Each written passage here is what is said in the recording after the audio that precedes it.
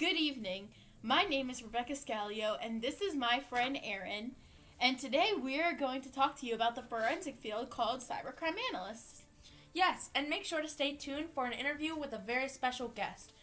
A cybercrime analyst is a job that entails research of various client-side cybercrime attacks. This includes analysis of e-fraud methods and techniques applied to the industry of finances. Now, let me have the pleasure of introducing our very special guest, my mother, Miss Sarah Scallio, who works for the Bureau of Labor Statistics Department of Labor. Hi, Rebecca. Hello. Hi, Erin. Thanks for having me. Yeah, no problem. Hi, everybody. Here's my ID. Very nice. Very nice. So, Miss Scallio, the main question is, what does a cybercrime analyst do? A cybercrime analyst has to possess advanced training in different computer languages, forensic investigations, and malware analysis, and to have the ability to recognize hackers' signatures. What do you mean by a hacker signature? Well, they have to have the ability to look for a hacker's signature, which is also called a TTP, Tools, Techniques, and Procedures. Their TTPs help to pinpoint a certain group or person in the computer realm. Okay, so a cybercrime analyst, also known as a CCA, helps to mitigate existing cyber threats, stop stock manipulation schemes, intellectual property theft, pharmaceutical fraud, and telecommunication scams. And don't forget about their needing to provide incident briefs and conducting threat assessments on organized cyber criminal groups. Alrighty, so now that we know what they do, what kind of skills and aptitudes do you need for their career? Well, so there are 4 skills that a cybercrime analyst needs to have, and they are analytical skills, problem-solving skills, and they also need to be very detail-oriented and have ingenuity. Alrighty. For their analytical skills, they need to study computer systems and networks and assess risks to determine how security policies and protocols can be improved. They must have knowledge about HTML, JavaScript, Ruby, Python, and applicational development. They also need to have problem-solving skills, so they need to be able to respond to security alerts and uncover and fix flaws that might be in their computer systems and networks. They also must have good communication skills and have an out-of-the-box approach in mind. It's also good that they be very highly motivated and independent in order to succeed. So, for being detailed-oriented, cybercrime analysts have to pay close attention to their computer systems and watch for their minor changes in performance. So lastly, they have to have ingenuity. They have to anticipate information security risks and implement new ways to protect their organization's systems and networks. They have to evaluate the dark web, clearnet, social media, and similar forms related to intrusion attempts into their infrastructure, sharing information to the compromised, discussions of security vulnerabilities for the job, and the purpose of exploiting them. All right. Next question. What type of education and training do you need to become a cybercrime analyst? That's a good question. So the type of education that would be needed is at least a bachelor's degree in computer science or similar. That would be beneficial. And you also need to have at least 3 years of experience in computer programming and cybersecurity. So what are the demographics for the job? Well, because this job is fairly new, we really don't have any demographics for it currently. However, I can tell you that in our Occupational Outlook handbook that is available through the Department of Labor, it tells you a lot of information about this particular position. I do know that the employment of forensic science technicians how much faster than the average for other occupations, but do you know by how much?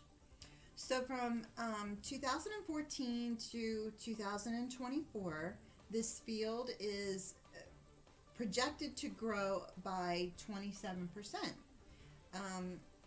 But because it is a small occupation at the moment, the growth will only be about 3,800 jobs, new jobs over that 10-year period. So we can assume that this will produce a lot of competition because the newfound interest in forensic science, correct? Yes, that's right. That's right. We according to the Department of Labor, the demand is expected to grow by about 2% over the next decade for investigators. This is due to the criminal activity on the internet that includes fraud, harassment, copyright infringements, identity theft, and privacy infringements. Does it include anything else? Yes. Corporations also need help with preventing industrial spying, protecting confidential information, preventing hackers from damaging computers and their systems, and dealing with litigation that is always increasing, and most importantly, identity theft. So within the next 5 years, what are the demands for this growing occupation? Well, according to the statistics, that's a tough word to say, isn't it? From our analysts, employment is expected to grow by 36% in the computer system design and related services from now until 2024. And the cloud services opportunities that is used by small and medium-sized businesses will also help to increase the need for this position to grow. Okay, what about the field of information security analyst? Information security analyst is also expected to grow and to be a very high job because of the cyber attacks that have grown in number over the past few years.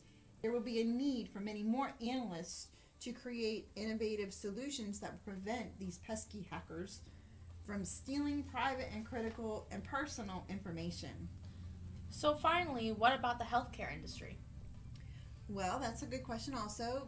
The use of electronic medical records, which ensures that the patient's privacy and personal data, it has that information in those records, is also becoming a very important criteria that needs to be protected as well.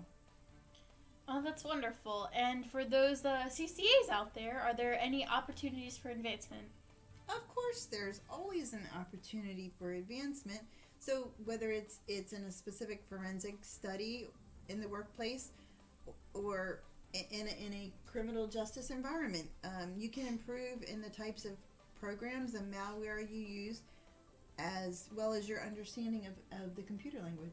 That's fantastic. So the last question is, what are some of the benefits and drawbacks of this career? I'm glad you asked that question. So some of the pros that are our job in electronic evidence of being a CCA are relatively new. Electronic evidence has been helpful when information data needed for a case had to be deleted, and the CCAs, they can help to find and retrieve it. They can also search by keywords in a hard drive that's in a different language, which is beneficial because the different cases that are cross different borders, international borders, through the internet, are used for helping to process information and retrieving any data that might be lost or deleted by an offender. Because this information might have been deleted, that the evidence becomes more valuable. And you can make up to $57,000 per year as a cybercrime analyst. Wow, that's a lot of money. That is. Cons of the job are making evidence admissible in court because electronic evidence could be easily modified.